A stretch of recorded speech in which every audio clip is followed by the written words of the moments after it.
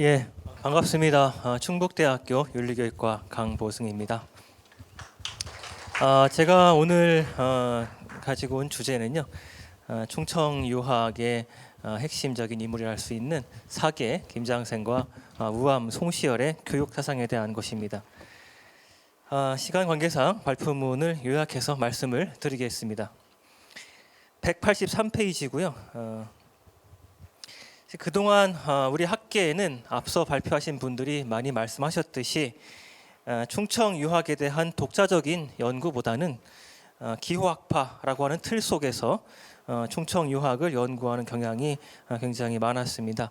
근데 근래에 충청유학 또는 호서유학이라고 하는 시각에서 이루어지는 연구들이 많이 제출이 되어서 기호학파가 아닌 충청유학의 특색을 잘 드러내고 있는 것 같습니다. 하지만 이러한 연구에도 불구하고 충청유학 그 속에서도 교육과 관련된 연구는 성과가 굉장히 적은 실정이고요. 그래서 제가 좀 이번 기회에 정리 및 연구를 한번 추가를 보완을 해보고자 하였습니다. 사실 충청유학은 한국 유학 사상사에서 굉장히 중요한 지위를 차지하고 있습니다. 고려 말에 이제 백의정으로부터 시작해서 백의정이 이제 귀국한 후에 성리학과 주자가래를 보급을 했죠. 또 이재현, 박충좌, 이곡, 백문보 같은 그러한 문인들을 배출했고요. 특히 이곡과 그의 아들 목은 이색의 부자에 와서는 성리학이 고려 말에 크게 보급되기 시작하였습니다. 또 시간이 좀 흘러서 조선 초의 사육신 한 사람인 이계가 있죠. 이계는 이색의 또 증손이기도 합니다. 또 이계를 포함해서 성삼문, 박팽년, 유성원, 김문기 등의 무려 5명의 사육신이 모두 충청 출신의 학자임을 볼 때에 조선 중기의 성리학이 굉장히 발달하기 전에 이미 충청 지역에 의리의 학문이 정착을 했다, 이렇게 볼 수가 있겠습니다. 그 외에 보령의 토정 이지함을 위시로 한 이제 학자 그룹이 있고요. 또 명제 윤증 그룹도 있겠고요. 그리고 우암 송시열 그룹도 있겠는데, 이러한 학자 그룹에 대해서는 앞서 이영자 교수님께서 발표해 주셨기 때문에 넘어가도록 하겠습니다. 이러한 명제 윤증이라든가 우암 송시열 사계부터 이어지는 이러한 17세기 유학자들에 의해서 우리나라 특히 조선 유학이 충청 지역에서 굉장히 발달하게 되고 충청 유학의 특색이 갖추어져 간다고 볼 수 있겠습니다. 그러면 186페이지 사계 김장생의 교육 사상을 살펴보도록 하겠습니다. 사계는 10세에 구봉 문화에 들어갔는데 13세 모친상을 곧 당해서 3년간 상을 치르고 13세에 다시 구봉문화에 들어가게 됩니다. 그 이후로 오랫동안 구봉문화에서 사서, 근사록 등을 수학을 하였는데, 이때의 연보에 따르면 사계가 구봉에게 배우면서 먹는 것이라고는 맨밥에 소금뿐이었다라고 할 정도로 굉장히 고생을 많이 했다고 하는 기록이 있습니다. 20세 때는 율곡을 찾아가서 성리학을 배우기도 하였고요. 또 율곡뿐만 아니라 사계, 또 구봉, 이지함 등 여러 선생님들을 모시면서 30대까지 학문에 정진을 하게 되었습니다. 사계는 성리학도 굉장히 잘 통달한 사람이기도 했지만 상례비호나 가리집남 같이 예설을 집대성한 사람으로서 굉장히 알려져 있죠. 또 그의 교육 사상에 대한 연구가 굉장히 미진한 이유 중에 하나가 이 사계에 대한 연구를 거의 예설 쪽에서만 연구했다는 이유도 있겠습니다. 하지만 사계는 개추곡사 이후로 낙향에서 인조 반정으로 다시 출사하기까지 한 10여 년 동안의 경서 연구와 후학 양성에 굉장히 몰두하였던 교육자이기도 합니다. 이 기간의 사계 문화에서는 예학을 중심으로 연구와 교육이 굉장히 집중적으로 이루어지게 됩니다. 또 이 기간에 사계 문인들 또 제자가 형성이 되었고 충청유학의 정체성이 확립되는 시기이기도 하죠. 사계는 연산으로 낙향해서 교육을 이제 본격적으로 시작을 했는데요. 이때 교육한 내용과 방법 체계 이런 것들은 잘 전하지 않고 있어서 사계를 모신 도남서원의 교육 내용과 방법을 통해서 사계 교육 사상을 유추할 수가 있을 것 같습니다. 성균관이나 사학 또는 향교와 달리 서원에서는 대체로 성리설을 중시한 경향이 있었습니다. 하지만 서원마다 교육 내용이 달랐는데요. 대체로 소학, 사서, 오경, 심경, 근사록 등을 학습하였고 또 서원에 따라서는 주자서, 저료, 성학 10도, 성학 지묘 등을 추가로 교육하였습니다. 사계는 율곡을 계승해서 자신에게 남겨진 학문의 과제를 양례, 방문양례의 양례로 규정을 하였는데요. 스승인 율곡에 대해서 방문은 굉장히 뛰어나셨는데 양례에 소홀하셨다라는 기록도 언급도 있습니다. 사계는 이러한 인식에 따라서 소학, 가례, 심경, 근사록, 사서, 오경의 순서로 공부할 내용을 제시, 즉 교육 과정을 제시를 하였습니다. 이는 소학 다음에 근사록을 읽고서 사서, 오경으로 나아가는 주자의 방법 또는 소학과 사서, 오경을 읽은 다음에 근사록, 성리설을 읽도록 하는 율곡의 순서와는 좀 다른 것이었습니다. 그러면 사계가 소학, 가례, 심경, 사서, 오경의 순서로 공부의 내용을 정한 이유는 무엇이었을까요? 이것은 제가 보기에는 사계가 가례와 심경을 사서, 오경 그리고 근사록에 앞서서 공부하도록 한 이유가 바로 퇴계의 교육 방식을 좀 수용하지 않았나 하는 생각을 해보았습니다. 퇴계는 이산서원 원규에서 사서와 오경을 본원으로 하고 소학과 주자가례를 문호로 한다라고 하여서 소학과 가례에 기초한 일상적인 수양과 실천을 통해서 심신을 닦고 가정을 바르게 한 다음에 본격적인 공부에 들어갈 수 있도록 하였습니다. 이에 따라서 퇴계는 주자가 제시한 소학, 근사록, 사서, 오경 외에 가례와 심경을 더해서 소학, 가례, 심경, 근사록, 사서, 오경의 순서로 교육 내용과 순서를 확립했던 것이죠. 퇴계가 심경을 강조한 건 잘 알려진 바와 같고요. 또 퇴계 교육 내용의 특징을 제시할 때에도 심경이 주로 많이 언급이 되는데 하지만 퇴계는 예서에도 굉장히 밝은 분이셨습니다. 실제로 송자대전을 검색을 해보면 퇴계에 대한 언급이 약 한 400회 가까이 나옵니다. 율곡과 거의 비슷한 비율로 퇴계에 대한 언급이 있는데 이 송자대전에 있는 퇴계 언급의 대부분이 퇴계의 예설에 관련된 것이었습니다. 그래서 퇴계는 가례를 교육과정에 넣었다는 그런 특징을 가지고 있고 이러한 퇴계의 교육과정, 교육 내용을 사계가 준용을 했다고 볼 수가 있겠습니다.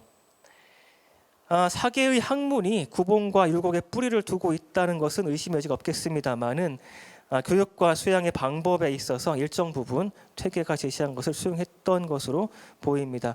성리설과 이기심성론의 측면에서 기호학파, 충청유학은 율곡설을 준용을 하였다는 것은 주지의 사실입니다만은 이러한 학문적인 내용 외에 수양이라든가 교육의 측면에 있어서는 퇴계의 설도 함께 모색을 했다고 볼 수가 있겠습니다.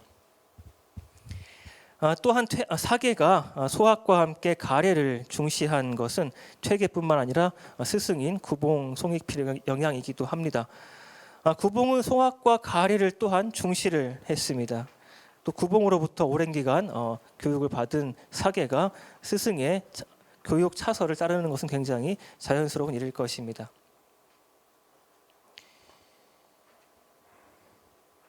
이렇게 사계가 가례를 중시함으로 인해서 조선 사회 조선의 사상계나 사회에서는 좀 큰 변화가 일어나게 되는 계기가 됐다고 보여지는데요.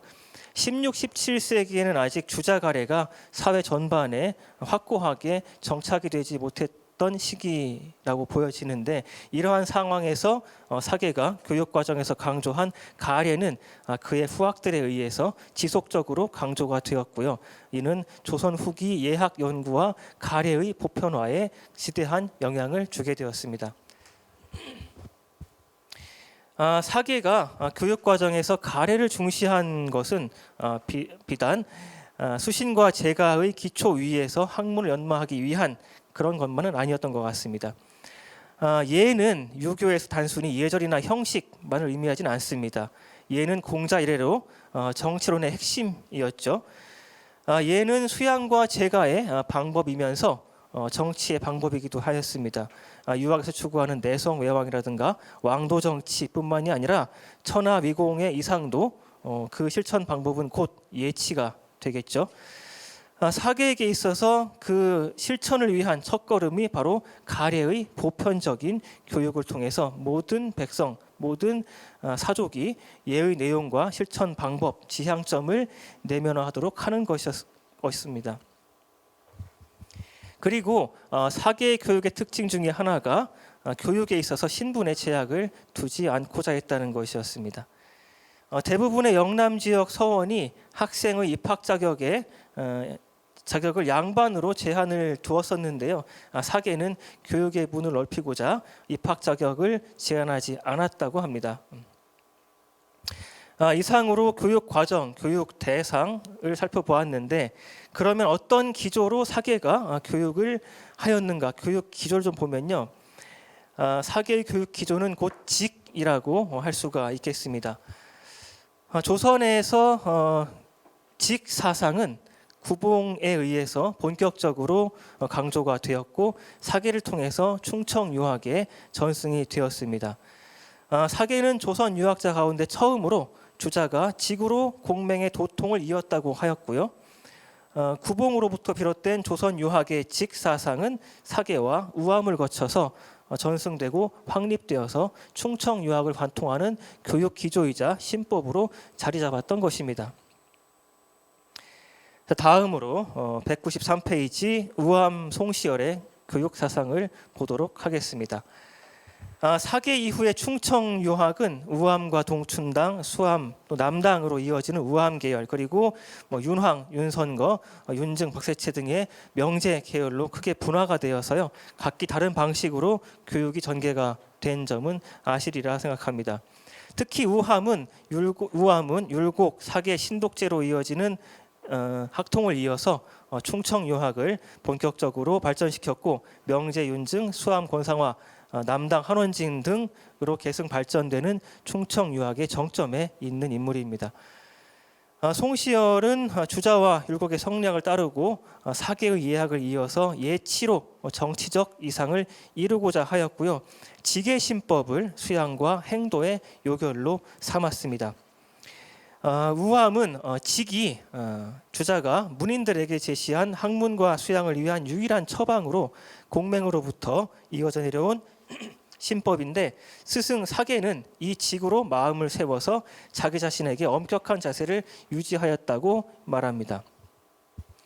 사계로부터 직의 신법을 전수받은 우암은 천지가 만물을 생하는 것과 성인이 만사에 응하는 것이 모두 직일 뿐이므로 공자와 맹자 이후로 전수한 것이 다만 이 직 한 글자뿐이었고 주자가 임종시에 문인들에게 말한 것도 이 직 한자에서 벗어나지 않는다고 하였는데 이 말은 우암이 사약을 받기 전에 제자 수암 권상화에게 한 말이기도 합니다.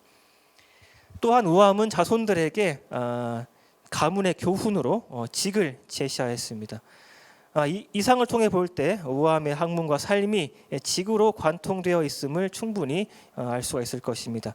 그렇다면 우암은 직으로 학문과 삶을 관통시키기 위해서 문인들에게 어떠한 교육 과정을 제시했을까 한번 보시겠습니다.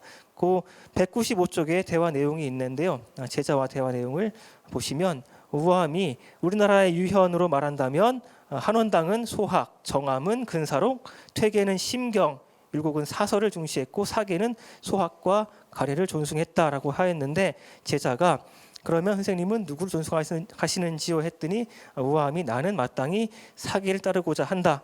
대개 학문은 반드시 입두처가 있고 난 뒤에 의미가 생기게 되기 때문이다. 이렇게 얘기를 하는 내용이 있습니다. 우암이 소학과 가례를 존숭한다고 하였는데 소학은 주자 이래로 성리학자들에게 공통적으로 중시된 텍스트였기 때문에 우암만의 것은 아니었고요. 특히 그가 가례를 필독서로 제시하고 있는 것이 또한 사계 이후로 특징적인 면이 되겠습니다. 이렇게 우암이 소학과 가례를 중시한 것은 이 앞에 나오는 대화에 등장하는 입두처라는 측면에서 중시하고 있는 것입니다.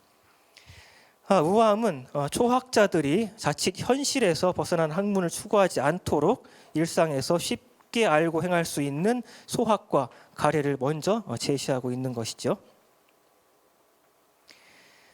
따라서 우암이 제시하고 있는 교육 과정은 소학, 가례, 심경, 근사록, 사서, 오경의 순서가 될 것입니다.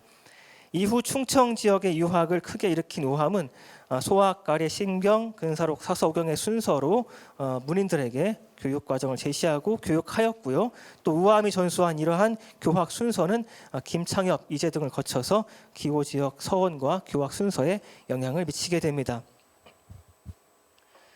우암이 중시한 가례 그리고 그가 공식화한 가례 교육은 단지 충청 유학뿐만이 아니라 조선 후기 사회에 커다란 변화를 가져오게 됩니다. 서원의 입학 자격에 이제 제한을 두지 않았던 기호 충청 지역 유학자들의 특징과 또 가례의 보편화에 일조 노력하였던 충청 지역 유학자들의 기조와 맞물려서 우암이 확립한 충청 유학의 정체성인 가례를 통해서 조선은 주자학의 건국 이념을 모든 인민에게 투영할 수 있게 되었던 것이죠. 근데 이러한 가례는 예학이나 가례를 비롯한 예학은 단순히 관원상제와 같은 의례에만 치중된 것은 아닙니다. 앞서 말씀드렸다시피 사계 또한 이 예학이라고 하는 것을 예설, 예법에만 한정시키지 않고 배운 것을 범주화하고 요약하고 실천할 수 있는, 즉 양례의 수단으로 사용했다고 하는 것이지요. 박학 양례에서 양례는 널리 배운 것을 서머리하고 요약하고 범주화하고 어떻게 실천할 것인지에 대한 학문이기 때문에 양례의 방편이 소학과 가례가 되는 것입니다. 자, 그럼 교육 기조로 직을 제시했고요. 우암은 또 교육 과정으로서 소학, 가례, 심경, 근사록, 사서, 오경을 제시했는데 그러면 교육 방법은 무엇이었을까요? 내적으로는 경이었고요. 외적으로는 강학, 즉 궁리였습니다. 우암에게 공부란 경을 통해서 마음을 보존하고 강학으로 이치를 밝히는 이 두 가지였습니다. 그렇다면 경과 직의 관계는 어떠한 것이었을까요?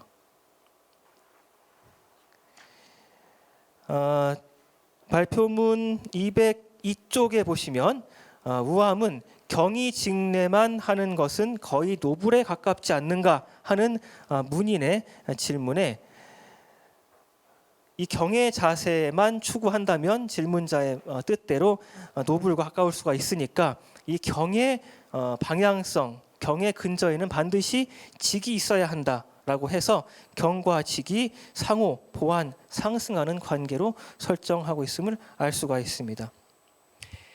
이상으로 우암의 교육 사상을 가례를 중심으로 한 교학 순서, 또 이치와 시비, 곡직을 철저히 밝혀서 정으로 나아가고 사를 배척하고자 하는 엄정한 교육 기조, 그리고 경과 직을 기반으로 하는 교육 방법을 중심으로 살펴보았습니다. 우암 교육 사상에서 특히 두드러지고 있는 점은 직을 곧 도의의 추구와 곧 도의의 추구와 전승인데 이는 경을 중시하면서도 직에 대한 탐구와 강조가 보이지 않는 영남학파의 교육과는 굉장히 구별된 특징이라고 할 수가 있겠습니다. 사계 김장생 결론입니다. 사계 김장생과 우암 송시열은 충청 유학이 기호 유학과 구분되는 정체성을 확립하는 데 결정적 역할을 하였습니다. 이들로부터 확립된 충청 유학은 사계와 우암이 문인 교육으로 교육을 통해서 확산 발전되었고요. 또 가례 보편화, 또 직중심의 학통 전승이라고 하는 교육적 특징을 보이고 있습니다. 하지만 사계와 우암, 수암, 남당 등으로 이어지는 직의 전승 과정을 보면 특히 사계, 우암, 남당, 수암의 그 우암 계열이라 할까요? 노론 계열이 가지고 있는 경직성과 타협하지 않는 이러한 성격으로 인해서 조선 후기 학문에 조금 다양성이 저해되는 이러한 문제점을 가지고 왔다고도 볼 수가 있겠습니다. 이러한 문제는 사실 우암 자신이 초래한 것이기도 한데요. 우암 자신이 강조한 직사상이 스승 사계한테서 나온 것임에도 불구하고 스승 사계로부터 전수했다는 내용에 대한 것은 굉장히 소략하게 밝히고, 특히 스승 사계는 구봉으로부터 받은 것이 직사상인데 구봉에 대한 언급은 없습니다. 이러한 것을 봤을 때 또한 직사상에 대해서 주자를 직접 언급하면서 자신이 구봉과 사계를 뛰어넘어서 주자를 직접 이었다라고 하는 이러한 언급까지 보이는 걸 봐서는 이런 이제 우암 계열의 학문이 가지고 있는 조금 융통성이 부족한 이런 측면에 대한 반성은 좀 필요할 것 같고, 그러한 반성이 바로 명제 윤증을 비롯한 소론 계열의 학문이라고 할 수 있겠습니다. 제가 논문은 여기까지 썼는데요. 이제 연말까지 해서 명제 윤증과 우암 송시열에 관한 비교 논문을 쓸 예정에 있습니다. 발표를 마치도록 하겠습니다. 감사합니다. 네, 감사합니다. 정확히 20분을 맞춰주셔가지고 사회자로서 정말 감동을 받았습니다. 지금 이렇게 그 사계와 우암의 3도 일부 설명을 해주셨고, 그 위에서 사계와 우암의 어떤 교육 사상을 교육 대상, 교육 이론, 교육 기조 등을 중심으로 해서 독서법이나 직 등의 키워드를 통해 잘 정리해 주셨습니다. 그러면 여기에 대해서 공주교대 이우진 교수님께서 논평을 해주시도록 하겠습니다. 박수로 환영을 부탁드립니다.